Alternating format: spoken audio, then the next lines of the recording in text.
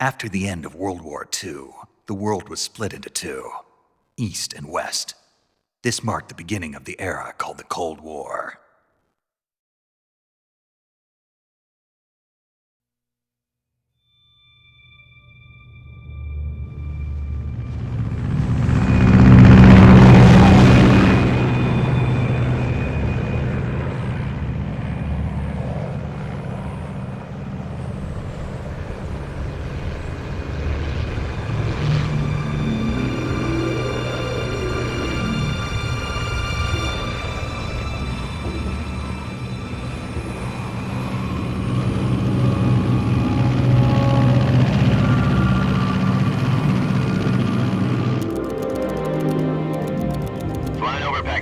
Altitude 30,000 feet. Approaching Soviet airspace. 20 minutes to drop off. Commencing internal depressurization. Equipment check. Arm main parachute. All right. You ready to go? Drop zone still showing a high pressure mass. Cav okay. Good. We've got high visibility.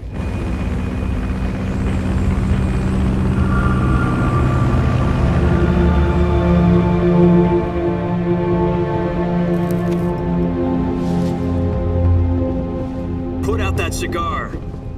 Connecting oxygen hose to interior connector. Put on your mask.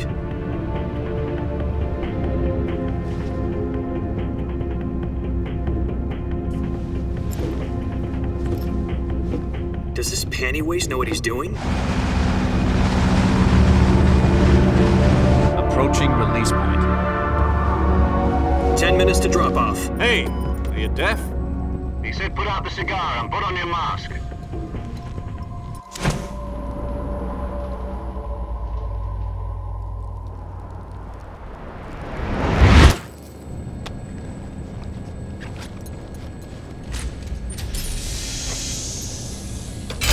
Depressurization complete. Checking oxygen supply. 6 minutes to drop off. Opening rear hatch.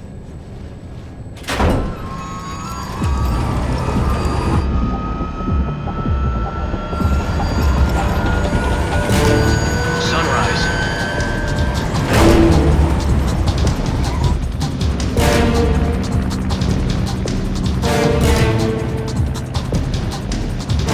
External temperature minus 46 degrees Celsius. 2 minutes to drop off. Stand up. You'll be falling at 130 miles per hour. Try not to get frostbite from the wind chill. 1 minute to drop off. Move to the rear. Activate the oil bottle. This is one for the history books. The world's first halo jump. 10 seconds to drop off. Stand by. Status okay. All green. Prepare for drop-off. Countdown. 5, 4, 3, 2, 1. Spread your wings And fly. God be with you.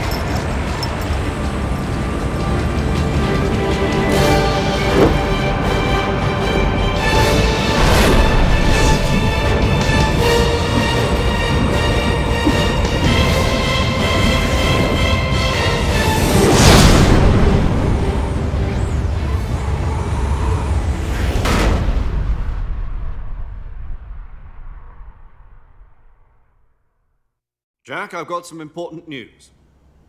The head of the CIA has finally given us the green light for the Virtuous mission. Virtual mission? No, the Virtuous mission. The future of our Fox unit depends on it. If it succeeds, we'll be officially organized into a unit.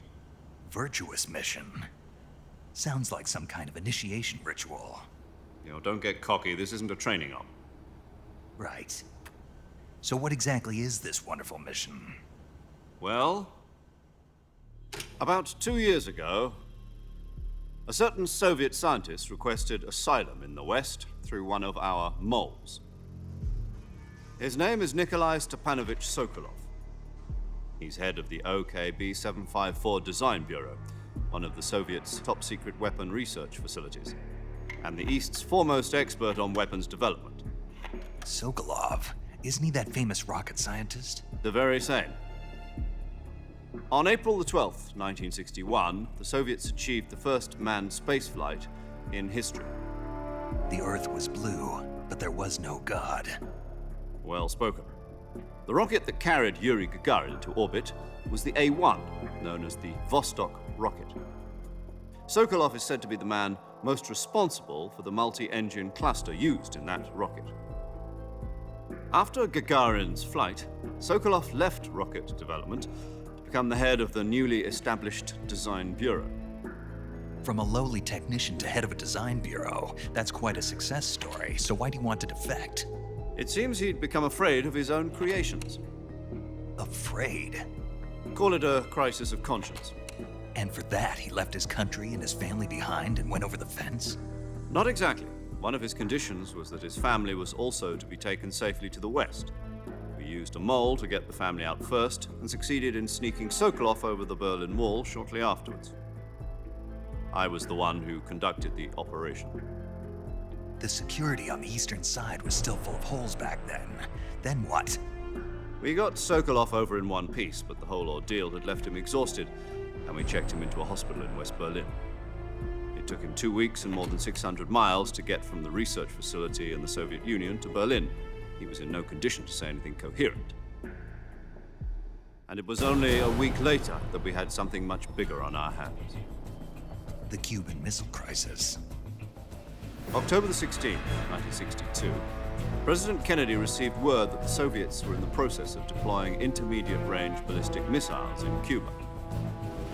The President demanded that the Soviets dismantle and remove the missiles. At the same time, he announced a naval blockade to prevent further missile shipments from reaching Cuba. But the Soviets didn't back down, instead placing their armed forces on secondary alert. Soviet transport ships carrying missiles continued on course towards Cuba. US and Soviet forces went on alert for an all-out nuclear war. Frantic negotiations were conducted through the UN's Emergency Security Council and unofficial channels to end the hair-trigger standoff. Finally, on October the 28th, the Soviet Union agreed to remove its missiles from Cuba. And so the world avoided a nuclear holocaust. But in order to get the Soviets to pull their missiles out, we had to make a deal. You mean the one where the US agreed to remove its IRBMs from Turkey? No. The Jupiter IRBMs deployed in Turkey were obsolete, and we were going to get rid of them anyway. They had no strategic value whatsoever to either the US or the Russians. The Turkey deal was a ruse, a cover story that was fed to the other intelligence agencies around the world. So what did the Russians really want? Sokolov. They wanted us to return Sokolov. You mean the Soviets pulled out of Cuba just to get their hands on Sokolov? That's right. What the hell was he working on? At the time, we had no idea. We were running out of time. It was either give up Sokolov or risk full-scale nuclear war. In the end, we had no choice. President Kennedy gave in to Khrushchev's demand. The next day, I got Sokolov out of the hospital, handing him over to agents on the eastern side. Sokolov kept on screaming, "Save me," until he disappeared from my sight. Then a month ago, we received some new information from one of our moles. About Sokolov? Yes. He was taken back to the research facility and forced to continue working on the weapon in question under KGB supervision. What's more, it's on the verge of completion. So what kind of weapon is it? Something to do with space rockets? No, missiles. Same technology. I guess you're right. We don't know the details, but it appears to be a new kind of nuclear device. For half a year now, the Soviets have been conducting frequent nuclear tests at Semipalatinsk. Something to do with the weapon, I assume. We're talking about a secret weapon so big that Khrushchev was ready to pull out of Cuba to get it back. Is Sokolov still in the facility? No. According to our intelligence, he's in Selinoyarsk, a place in the mountains about 3 miles to the west that's known as the Virgin Cliffs. The Virgin Cliffs. Nice name for a virtuous mission. They moved him there just recently. Why? Apparently, they're conducting a field test of the weapon, but it's our best chance to get him back. This mission would never have been possible if he was still in the research facility. This is our last chance. Sokolov must have known that too when he contacted us.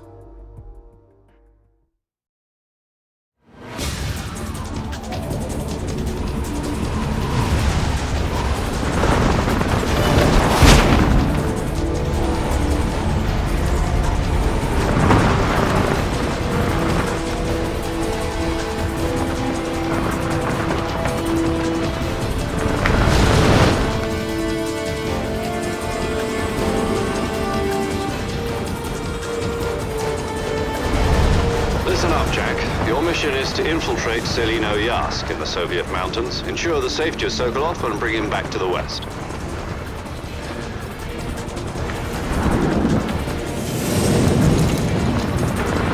If we don't get Sokolov back before that weapon is complete, we'll be facing a major crisis.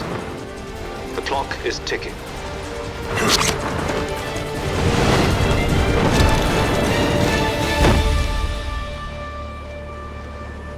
Once we've confirmed the rescue of Sokolov, stand by at the recovery point. A recovery balloon will be dropped at that point. Helium will be pumped into the balloon to inflate it. The process takes about 20 minutes. Once it's complete, the gunship's arm will latch onto the balloon and pull it up. The Fulton surface-to-air recovery system. I'm familiar with the theory. Take it easy. It's been combat-proven. Do you think Sokolov is up to it? The shock will be less than during a parachute jump, and the arm can handle up to 500 pounds. So you're planning on going over the border in a single combat talon? She's equipped with two 6-barrel 20mm Vulcan cannons, as well as two 40mm machine guns. Sounds like she could hold her own against a battalion of tanks. Even with the fuel in the reserve tank, we're facing a 4-hour time limit. If all goes well, it shouldn't take more than a few hours. Home in time for dinner. But if anything goes wrong, you'll be eating dinner, breakfast, and all the rest of your meals in the jungle.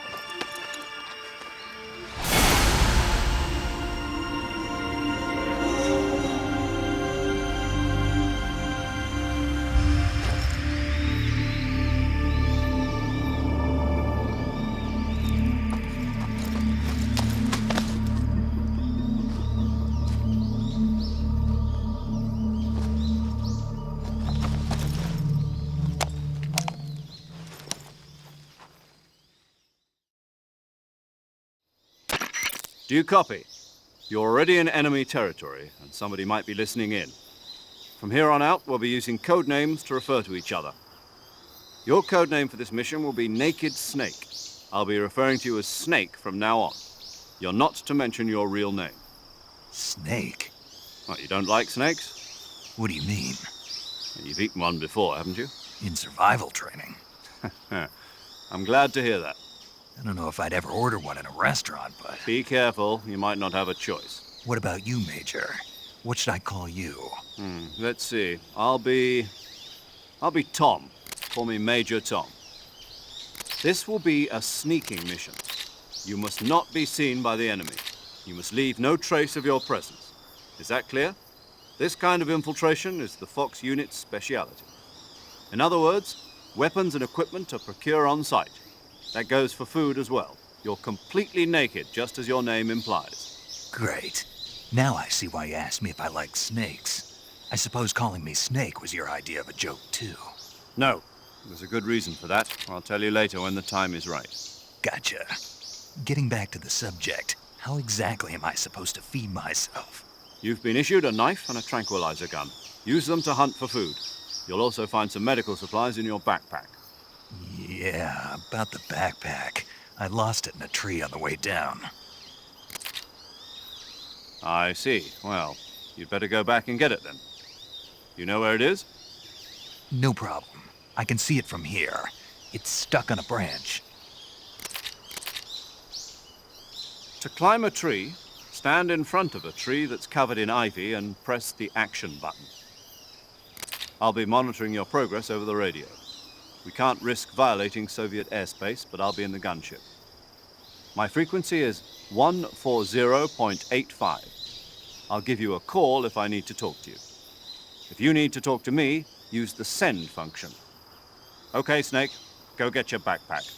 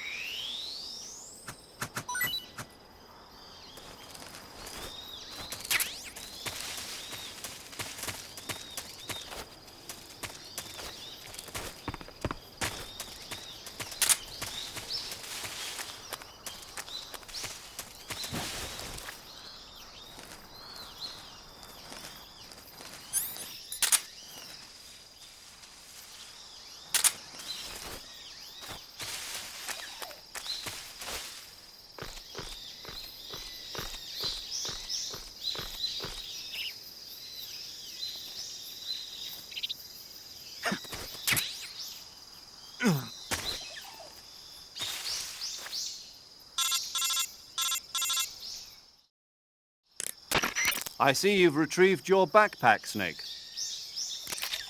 To equip a weapon, it's necessary to take it out of your backpack. In the survival viewer, choose Weapon from the backpack. Your available weapons will be displayed in a window in the upper left. From that list, choose the weapon you want to equip and press the Enter button. For other equipped items, just do the same thing from Item. Got it. Use the survival viewer backpack. Yep, that's right. Survival is fundamental to this mission. After you've been out in the field for a while, your stamina will start to drop. If your stamina gets too low, it'll affect your performance. You won't be able to shoot accurately, for example, and your wounds won't heal as smoothly. Keep an eye on your stamina so you don't run out. To recover lost stamina, you can hunt for local flora and fauna. You can use either your tranquilizer gun or your knife to hunt. My only weapon is a Mark 22 Hush Puppy tranquilizer gun? That's right. It's been fitted with its own suppressor. However, the suppressor will deteriorate every time you fire. Once its durability reaches 0, the noise suppression effect will be gone. So don't get too trigger-happy with it. The suppressor's durability is shown in the icon. Any weapons and equipment beyond what you're carrying now, you'll have to find as you go. I have to find my own weapons and equipment? Whose crazy idea was this anyway? Solo covert actions are standard Fox operating procedure. You can't leave any traces of your presence. No weapons, equipment, footprints, sweat, or bodily waste. The same goes for bullets and cartridges, too. Your presence in enemy territory is already a violation of international conventions of warfare. There aren't supposed to be any American soldiers in Russia. It could spark an international incident. You can't let anyone see you. You can't let the enemy know you're there. This is a stealth mission. You're a ghost, Snake, in every sense of the word. And there'll be no rescue if you're captured. The military and US government will deny any involvement in the affair. Then I'll just have to take care of myself, huh? I'm afraid so. You've been given a fake death pill for that purpose. SIS guidelines stipulate that soldiers on covert ops like this one be issued a potassium cyanide capsule. Tape it to your body so you can take it when you need to. How generous of you. Use it if you're taken prisoner by the enemy. It'll send you into a state of false death for a short time. Fooling them into thinking that I'm really dead. So how do I come back to life? Just take the revival pill. You mean that thing they put in my tooth before the mission? That's the one. But be careful.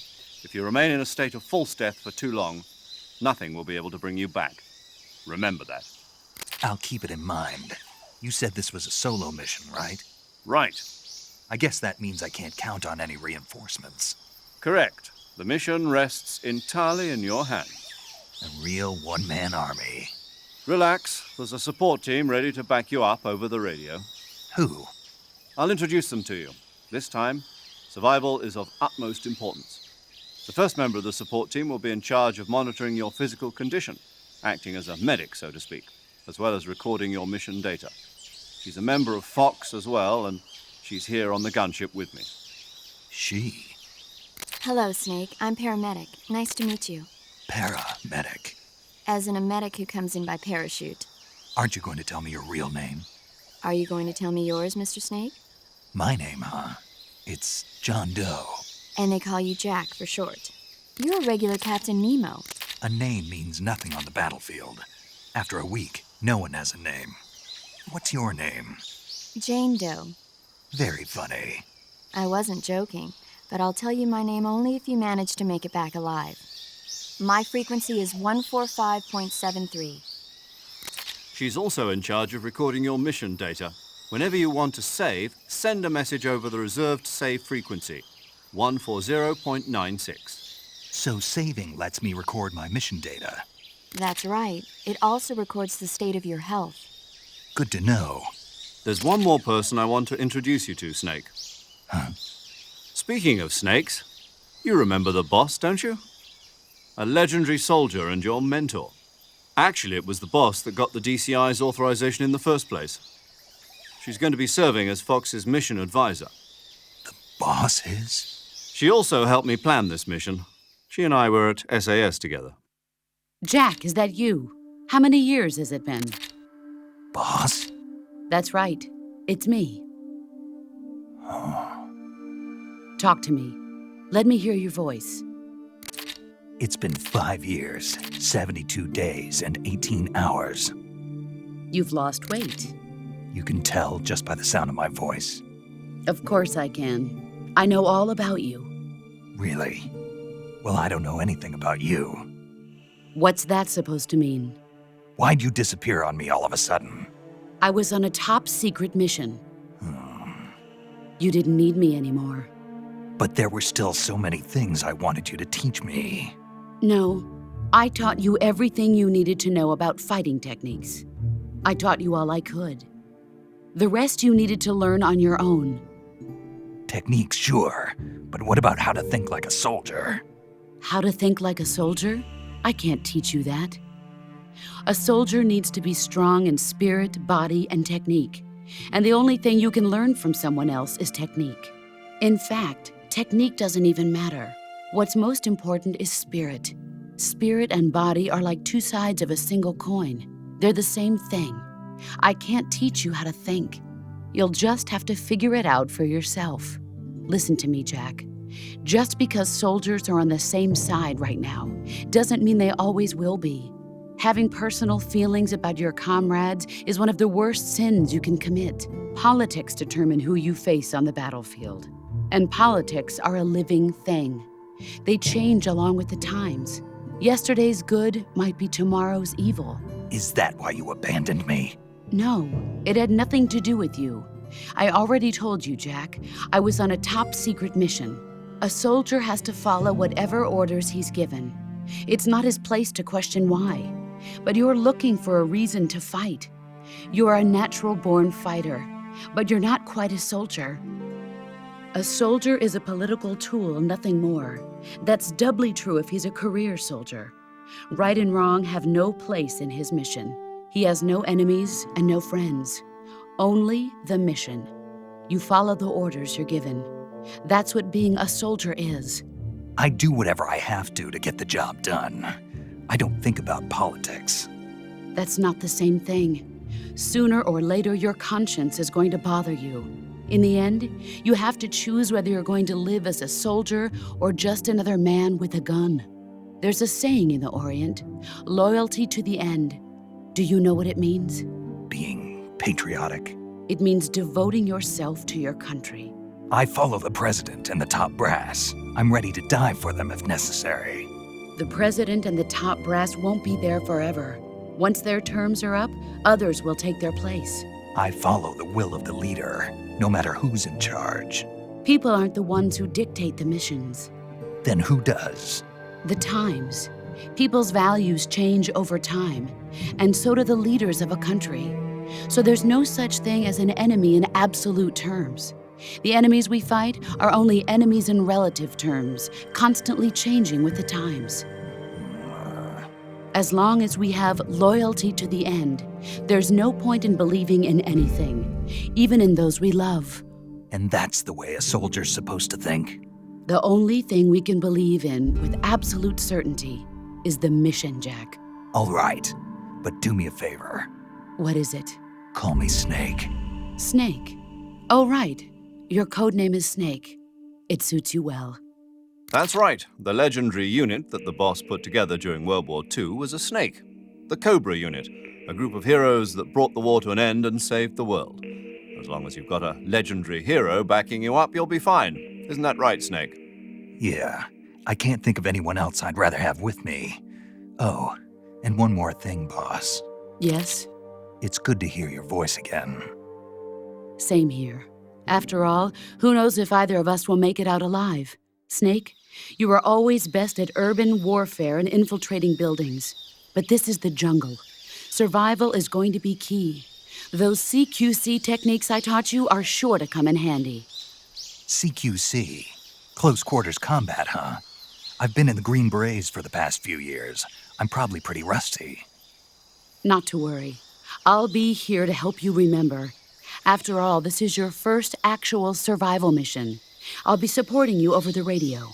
Where are you, boss? Next to the Major? The boss is communicating with us by radio from aboard a Permit-class submarine in the Arctic Ocean.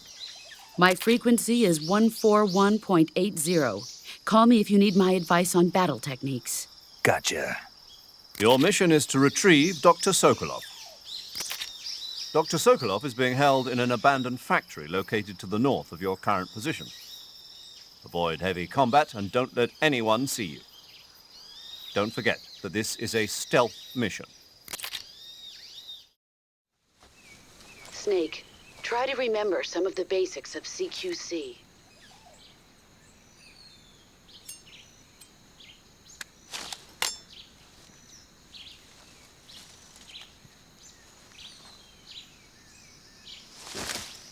Commencing virtuous mission now.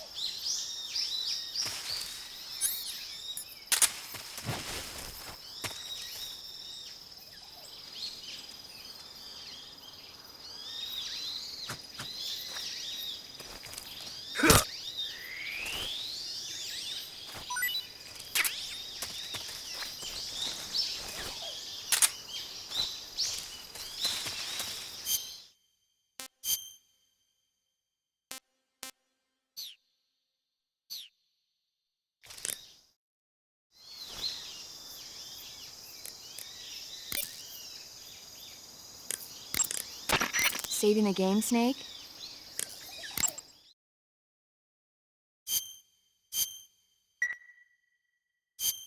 Hey, Snake, you ever heard of Godzilla King of Monsters? No, what is it? It's a movie. You haven't seen it? Nope. It's about this monster called Godzilla who grows to an enormous size in a nuclear test and goes on a rampage in Tokyo. Nuclear test, huh? Then the Marshall Islands must be crawling with giant monsters right about now. It's just make-believe. Maybe that's why my pants have been so tight lately. Snake, it's a movie, not a report out of Los Alamos. I know. So then what happened? Godzilla is immune to all weapons, and humanity has no way to stop the monster. Dr. Serizawa develops a new type of weapon, but meanwhile, Godzilla is getting closer and closer to Tokyo, obliterating everything in its path. It was originally a Japanese movie, but they made an American version, too. I recommend seeing the original Japanese one if you ever get the chance. It's mostly mindless fun, but it's also got a serious anti-nuke message as well. Where can I see the original? You'll just have to go to Japan. Really? That's too bad. Well, if you wait 40 years, you might be able to see it in America, too. Why's that? 2004 will be Godzilla's 50th birthday. You think they're still going to be making Godzilla movies then? Of course! Everybody loves Godzilla. You sure know a lot about movies. I don't suppose you're the movie-watching type, are you? Not really. Okay, then I'll tell you everything I know. When the going gets tough, movies can save your life. It's always good to be able to look at things from a different perspective when you get in a jam. That's the magic of movies. No kidding. Well, I guess it might at least make a nice distraction. That's the spirit, Snake. Have a little fun.